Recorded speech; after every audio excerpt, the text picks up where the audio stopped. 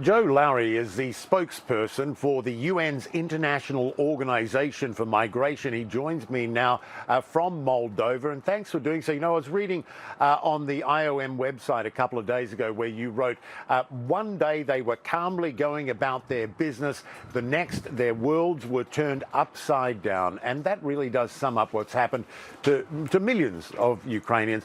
How bad is the humanitarian situation?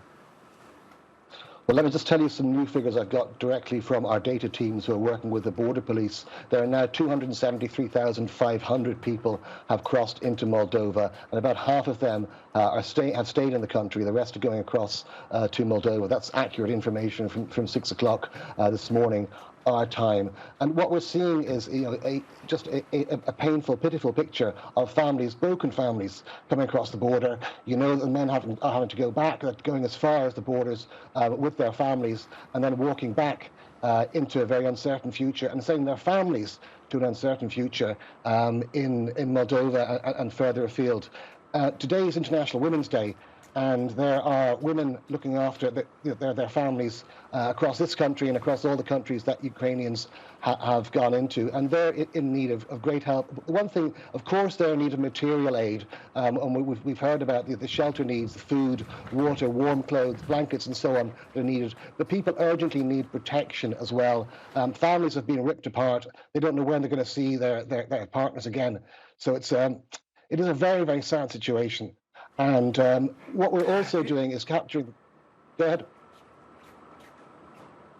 Yeah, sorry, I didn't mean to interrupt. There's a little bit of a delay, so I do apologise. But talk more about that. I mean, I think it's hard for most people to grasp the level of upheaval as they sit at home and they're watching this, leaving your home, your city, your life with whatever you can carry, and then leaving your country.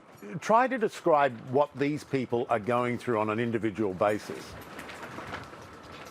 Well, it's absolute turmoil. No one ever expected. I mean, I've been going out of Ukraine for the last 20 years or more, and it's just, it's always been, especially Kiev, a cosmopolitan European city. And to think that people have had to flee there under fire is just something that's unconscionable, unthinkable for people. I was actually married in Kiev, so it's and I have friends who are still there. So it is. The families really have been torn apart, and the other thing that's needed, apart from the material aid and cash to respond to this, is solidarity and kindness. I mean, we work under the principles of humanity, independence, and impartiality and neutrality, and I think the entire population of Europe and the world has to embrace those principles and really show solidarity and kindness to people, because they are people just exactly like us who, as you opened this piece with, they were going about their daily business, and suddenly their worlds don't exist anymore. Their pasts are back in Ukraine, untouchable. Their futures are in some other country. No matter how long or short this continues, people are going to need work. Children are going to need to be educated. People are going to need healthcare, and it's on countries like Moldova, a small, poor country of just 2.5 million people. It's going to place a huge burden. I want to also mention as well, when I have the opportunity, that border management is an enormous issue here. We are working because thousands and thousands of people are pouring across the borders every day. Normally, these border posts might see a couple of hundred people going across during a day, but now you're talking about 20,000 in one day. So we're working to help the government to open new border posts and we're sourcing mobile document readers so that people can be counted into the country and counted out, and that the authorities know where people are and know what their needs are.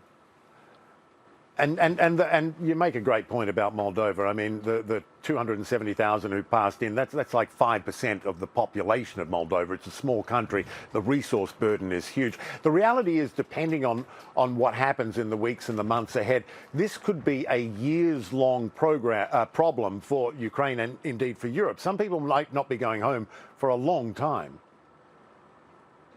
That's absolutely true. We don't know that for certain, and we hope for a positive outcome. But even if people can go home soon, what are they going to be going home to? And people have left in huge numbers, and they will, as I said, need all the things for daily life that you and I need to survive. And there's some wonderful things happening all across Europe. Where I live in Vienna, the city is giving free transport to Ukrainians. Airbnb are opening up all the Airbnbs for Ukrainian refugees, and also we're very concerned as well about what we call third country nationals, people who aren't Ukrainians passing through. And into Moldova already, about 1 in 10 of the people crossing the border, about 25,000, are third country nationals, and we know that they're coming from. There are 140, I think, different nationalities being registered leaving Ukraine, and for people who have maybe students or workers or have been citizens from other ex-Soviet states, they're leaving the country. And they have a very uncertain future. They don't know where to go. They mightn't have the family structures that Ukrainians have, so they will be especially vulnerable. It is a massive problem. It's likely to get even bigger. We hope that the generosity and the patience of neighbouring countries and all of Europe, in fact, endures. Joe Lowry, we're out of time. I really appreciate it. It's great to get the perspective from there in Moldova. Thanks so much for the work you're doing. Thank you.